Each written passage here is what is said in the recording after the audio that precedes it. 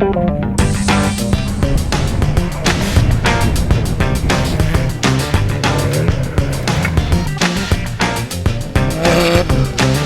brains, like, no brains at all. Literally no brains.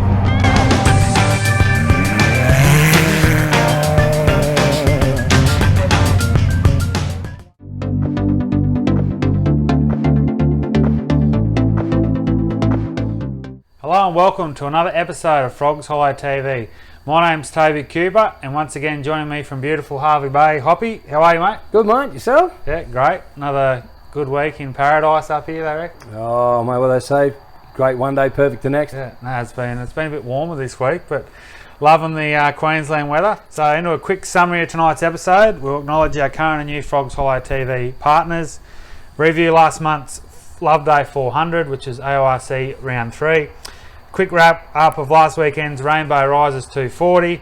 Introduce a brand new Stat of the Week segment, which would be pretty cool, I think, ongoing. Just a cool number to throw it out and to say, hey, this number means this. I think it's like a bit of a stats man, so I think it'll keep people on their toes. Preview the upcoming Gold City 450, which is this weekend, and then next weekend's Don River Dash in beautiful Bowen. Plus bring you a one-on-one chat with Burdekin Off-Roaders President Michael Marson. So, into our partners, once again, we can't thank these guys enough for jumping on board, being a part of the journey basically, and which is to promote off-road racing, not only in Australia, but to get the Aussie off-road scene into other countries, and I don't know, any promotion's good promotion. Oh, 100%. You can't do it without these people behind it. Yeah, Simple as. Massive. So again, thanks to Comiskey Mining Services, Cougar Racing, Chapman's Performance, Dyno Tuning, RangeCon Mining Services, Central Desert Transport, Diesel Care, one of our new partners, MR Trans, Innovative Interiors, Rush Trucks, Loveday 4x4 Adventure Park, Port Broughton IGA down there in South Australia, and to Racer Imports, Aussie Off-Road Media and Show and Go Photography for jumping on board this week. Thank you very much. And a couple of our media guys there that jump on as partners, and we can't thank those for what they do for the sport outside of the show, but in general. Oh, 100%. Great. Like those guys, they're out there in the dust was just as much as what the races are. Yeah. They get covered in dust and dirt and everything like that. Yeah, they cop it just as much. So they do an amazing job, and thanks so much for your work, guys. Yeah, and there's obviously a lot more guys that contribute to our show, and talking about those, we have this weekend on our show Aaron Habe, BD Wilson down there in South Australia, and Paul Chorlton, who of Aussie Off-Road Media, for supplying the Loveday footage. Also to On the Brink Motorsport for some in-car of last year's Gold City 450. So Glenn Brinkman and his team there from the Gold Coast, always putting on a great show across Facebook and social media. Also Shane Hutt and Show and Go Photography for last year's in-car, and also coverage of the Don River Dash, which we'll use in our preview segment, which is always cool. It's a brilliant show. Now into our major event review for tonight's show, which was the 2024 Loveday 400, hosted by Tony Waitley down there, Jody Veron, and also Toby Waitley down there at Loveday 4x4 Park. It was quite an emotional weekend for so many. Obviously, it was round 3 of the Australian Championship, but for young Boster Morgan Horan, who's obviously the son of Rana Horan, who we've seen in the Australian off-road scene for years. I was at the first race he competed at, actually, which was Sea Lake in 2012, when he had that big black motorsport, the Class 8 Triton truck. Sadly, they lost their youngest son, Brooklyn, at the start of the year in a rally accident back home in New Zealand. I think he was just 18 years of age. So, I mean, for Boston, who I think himself's only 21, 22, to come over to Australia, first time competing, I believe, since that tragic accident, and to go out there against Australia's best and win in a Geyser Brothers trophy truck, it was goosebumps scenes for not only those watching on at home, but for those at the track. It just showcases how dangerous motorsport can be. Yeah. And for him to be able to go out and go as hard as he did to win. That's pretty big talent, and that's saying something. There's such a story behind it, though. He didn't finish prologue. He had Dave Morgan in the Navigator set, who's a brother of John Morgan, who also competes in the Australian scene. And then I'm not 100% sure if the family were on the scene, but his mother and father. But it was such a special moment. I think he beat Brett Comiskey by 24 seconds over 400 grueling kilometres It's the first time, I believe, I'm going to say nearly in off-road history, that 4 trophy trucks, Extreme Tour drivers, finished top 3 at a podium of a national. I can never recall it. Obviously, I've only been around for sort of 15 years or so, but it'd be it's been a long time coming. It's been a long time. And that just shows you the sort of track and terrain that Loveday presents. Yeah. I mean, for Toby Waitley down there, I saw some footage after the event of what they had to do to sort of grade the track back. Quite remarkable. But it's an off-road track, 40 kilometres, obviously a lot shorter loop, which creates more traffic on that sort of terrain, and that makes a big difference. 10 laps. Well, that's why they call it off-road racing, isn't it? It is. You know, we're Brett Comiskey loved it. I know that for sure. So talking about Comiskey, he obviously finished second behind Young Horan, which is a great achievement for him after his second with Billy Geddes at Fink. So the Tisco is obviously having a nice start to the Comiskey Mining Services it's a nice stable. Bit of gear. It's a beautiful bit of machinery. And also third place, championship leaders Bo Robinson, Shane Hutt continue their terrific 2024 so far. Obviously they've got that nice little lead we'll talk about soon, but they had I think they replaced the gearbox on the Saturday night in the Mason. Wow. So to do that, get out there and then have power steering dramas to finish third outright. There's no undoubtedly that he's one of the Australia's best drivers, has been for a long time. Yeah, that's it. But the family, it's in the pedigree. It is. It's you don't get that good just by accident, really. But yeah, I mean, it's great stuff. They've had a consistent year. Mel Brandel also, I think he had a crank sensor issue on the Saturday. He was actually second outright behind Habe, dropped back to, I think, finished fourth outright. But that Illumi craft is singing, beautifully turned out. And they're another nice vehicle, great, aren't they? They're a great frame. And Prolight, so just keeps stepping up the last 10 years or so, since like Sean Swaffield, obviously McClellan's, there's Jason Rich. Has been so many quick Prolight Class 1 competitors, and it's good to see it. It's good to see that these cars are coming through and starting to knock on the door. And also Royden Bailey round out the top 5 in his twin turbo Toyota V8 Element Prodigy, which is another nice piece of machinery.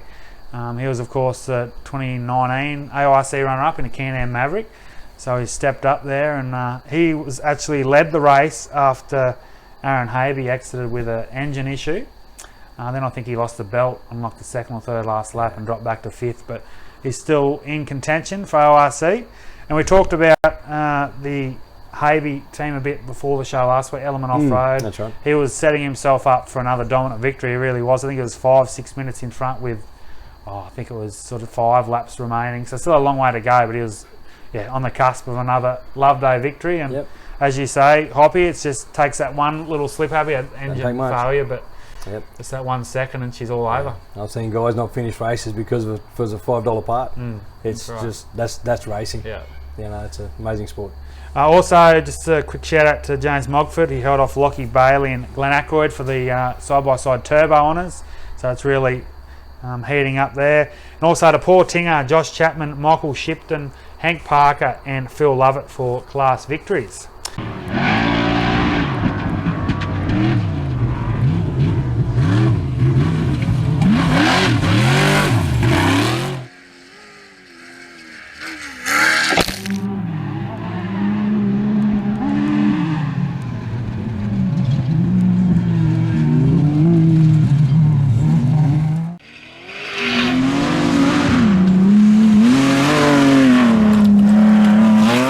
That was the Loveday 400 for 2024, and what a great event.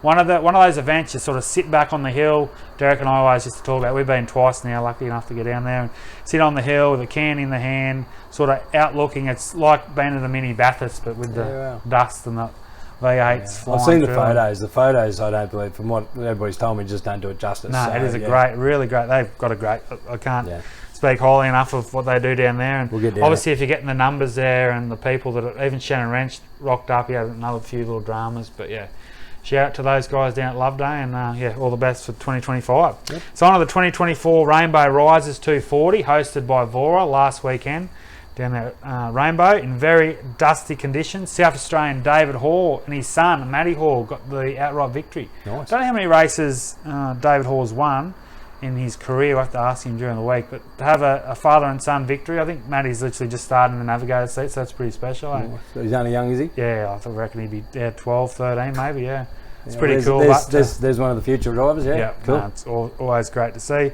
And also Peter Simpson, who's been around for donkey years. Good on you, Pete. And Joseph Patterson, another one of the young guns down there in Victoria, rounding out the podium. So we'll definitely bring you more from the Rainbow event next week's show once we get some footage on board, Hoppy. And also we'll bring you up to date with all things. The Mini Pave 250 was also last weekend.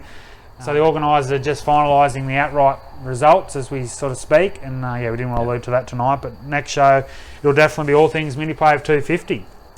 We'll now like to introduce a brand new segment called Stat of the Week, Hoppy. And as I said, since a young kid, I've always been a bit of a stats man and sitting at the fence at the Wade-off Road with a pen and paper. And I've got grown adults sitting next to me going, "What are you doing?" I'm saying, "Oh, Terry Rose is 2 seconds in front." And how do you know that? And I'm showing them with a paper. And that's sort of how I literally started from like 5-6 year old. There's many a story's been told about that. Just highlights. We're going to try to pick 2 numbers a week. You can pick one. I can pick one that's sort of, if it's a championship, if it's a number of a car, I don't know, just something cool that sort of engages the audience. This week for me, it's 312. It's the points that separate Bo Robinson and Mel Brandle in the AORC title race, which is obviously Charters Towers this weekend, and then on the Kalgoorlie in the end of October.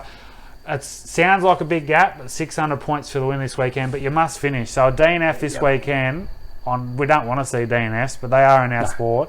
But a DNF to anyone, it sort of opens up the field. 312 points, which is basically half a victory. Then you go on the 900 points available for the win at Kalgoorlie. Yeah. The ORC race might seem one-sided right now, but only takes that little bit of a mishap for. They set a $5 part. It is. Yep.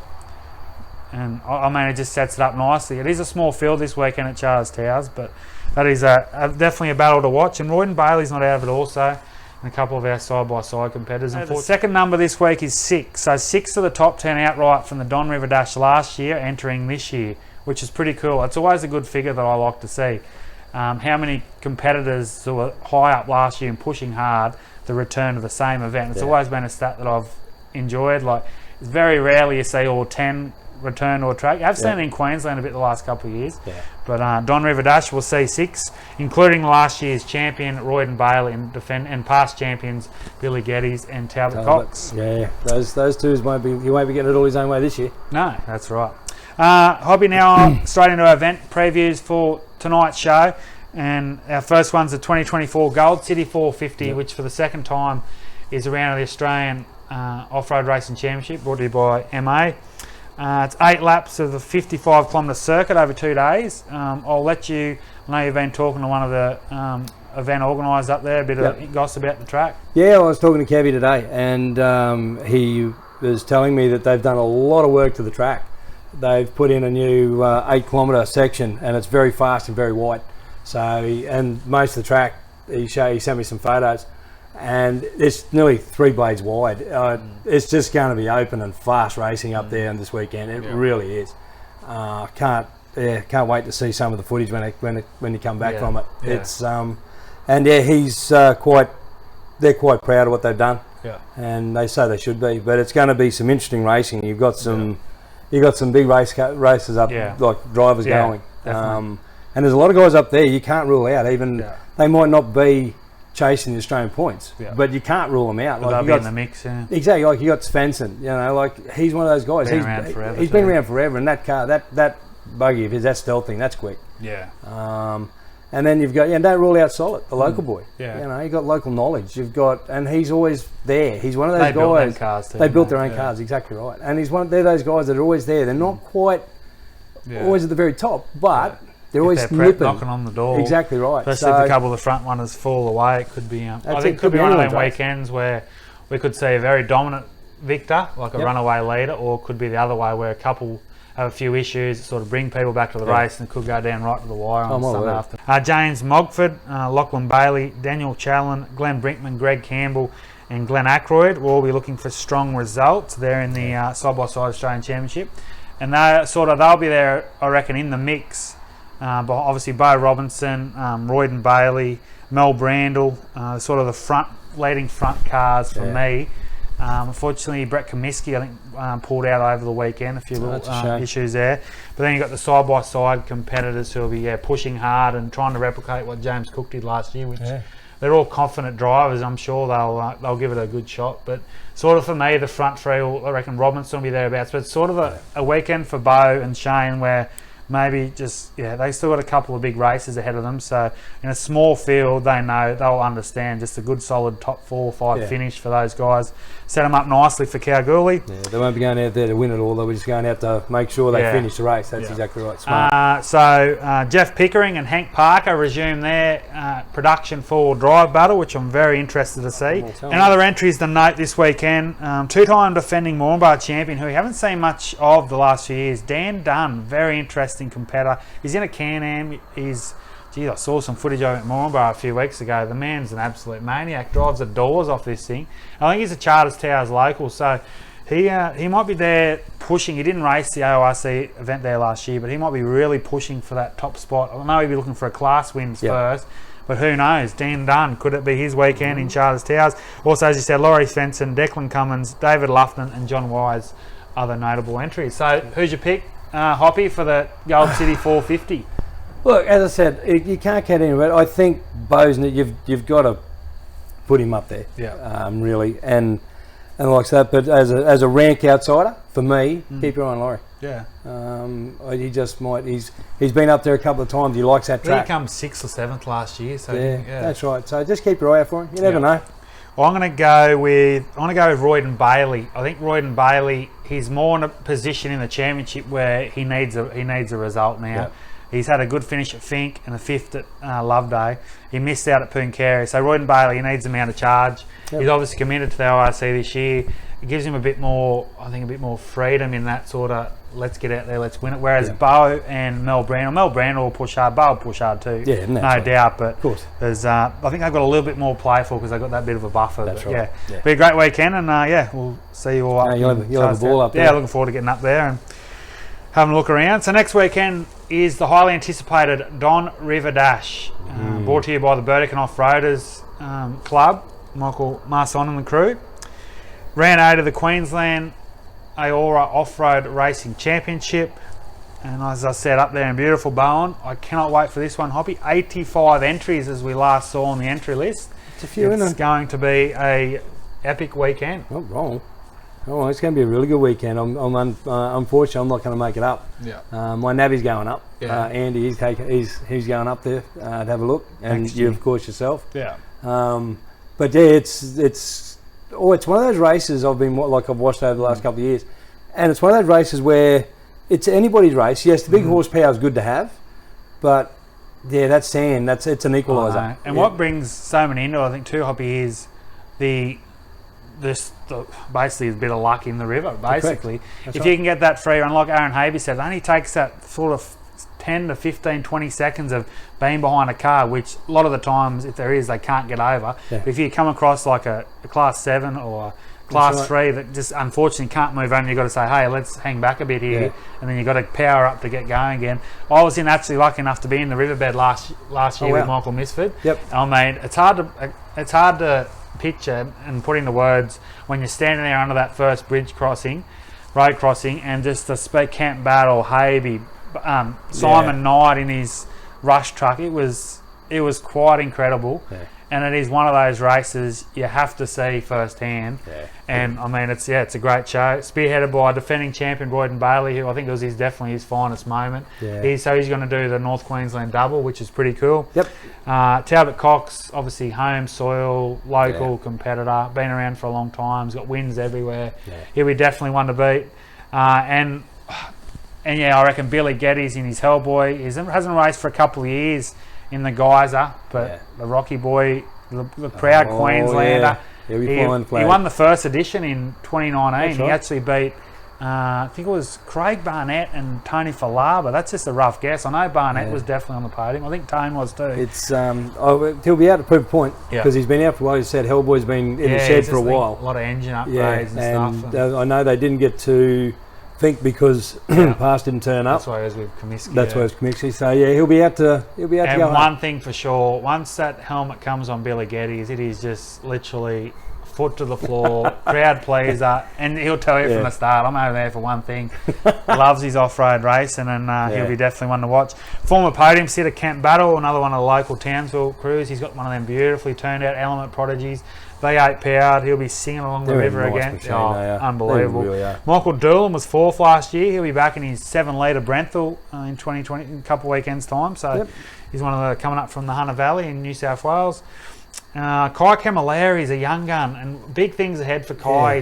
He had a few issues at Gundawindi, and he didn't finish the Fink Desert race. Only little stuff. I think it was a power steering, and can't exactly remember what the problem was first day Gundy, but I'm not going to say Kai will win the event, but I think there's a race around the corner where Kai Camilleri goes, bang, I'm there, and this wants that confidence. We've seen what he can do in a Can-Am. That's right. But in obviously a ultimate Jimco, it's a different story, different kettle of fish, and once he puts that one result on the board, Hoppy, I think we'll see Kai Camilleri. Once he gets to hang the new different driving style, different machine, that's right. He's going to be my one to watch in 2025, Kai Camilleri. I think big things ahead for the young Queenslander. Also, next weekend, Jacob Booth coming down from the NT, so we'll check him out. Brettle's going to be there as well. Yes, so Brett Taylor, he's in the field. He's coming. He's in there too. My word, that Liz Cannon team. And he was full ball last year too. I think it was his second go. I think he finished 6th outright last year. Something like that. He had a little drama, but he just sounded hard, and he just loves it. Gets in there and. Talked to Brett today actually, and he loves the show.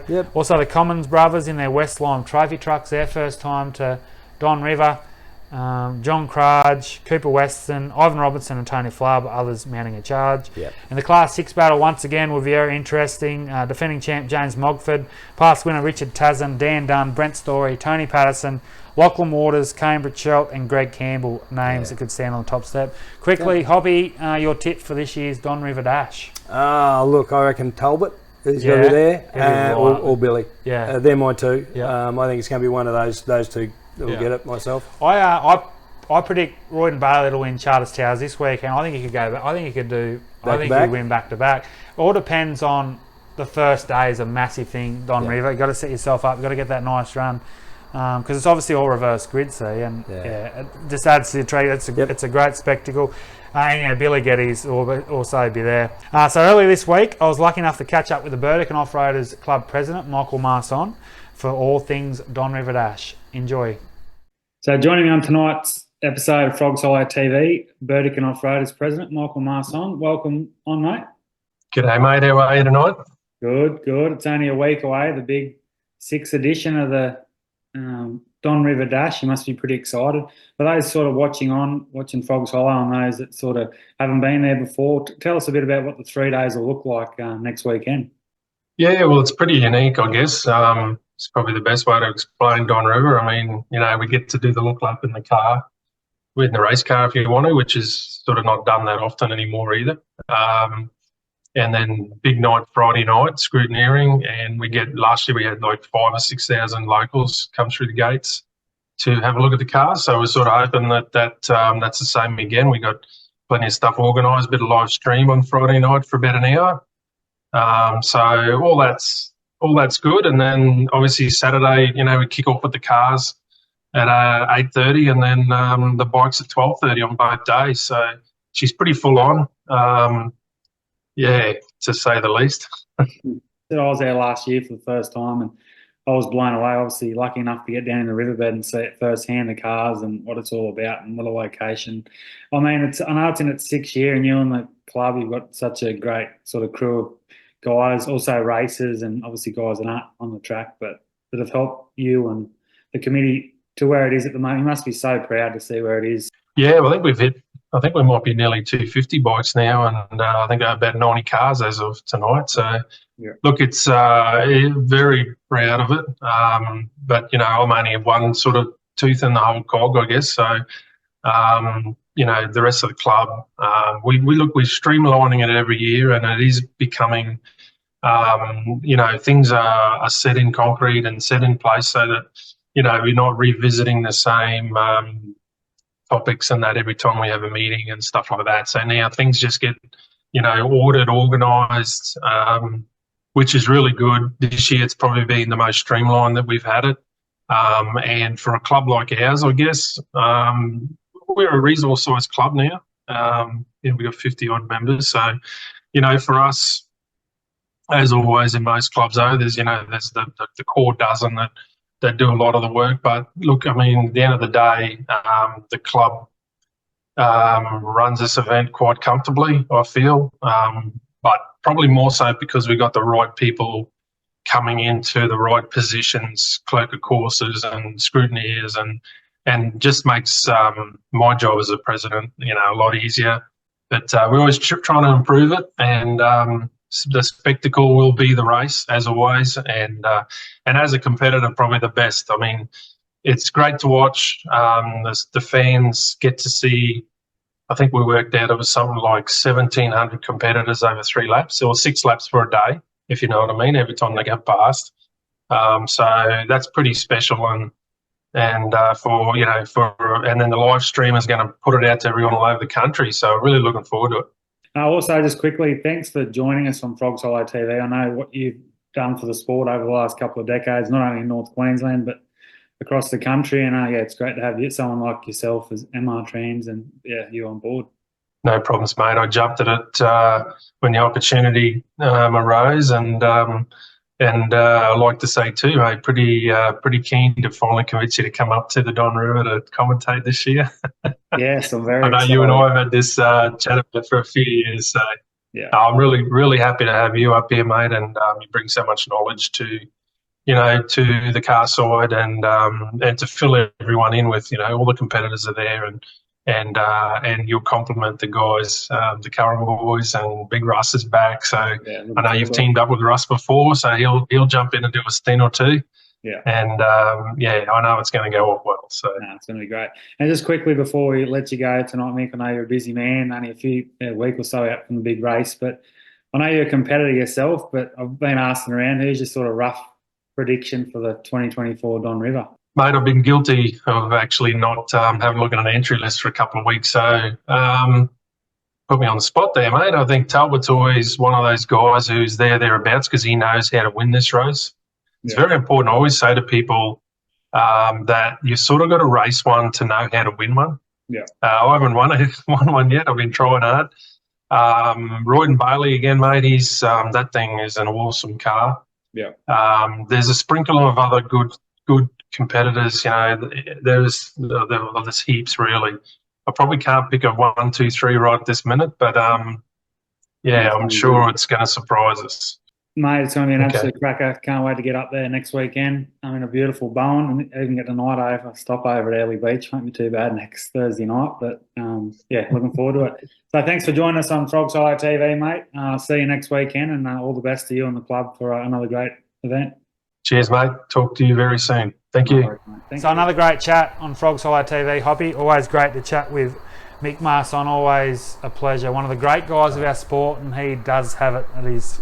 He's a fantastic bloke. He helped me many years ago out at Gundawindi. I wouldn't have got going if it wasn't for him and his team, so thanks. Legend. And all the best to him and the team next weekend.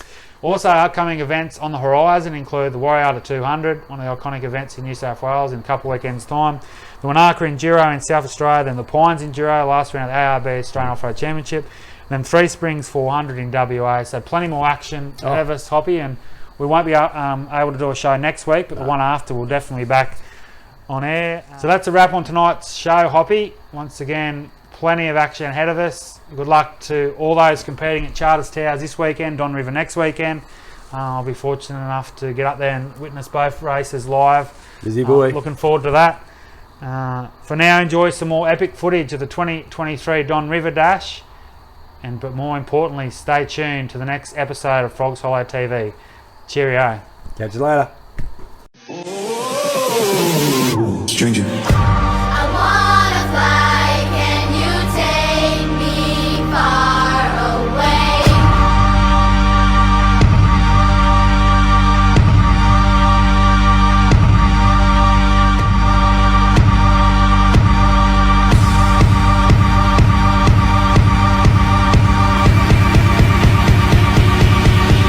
Stranger.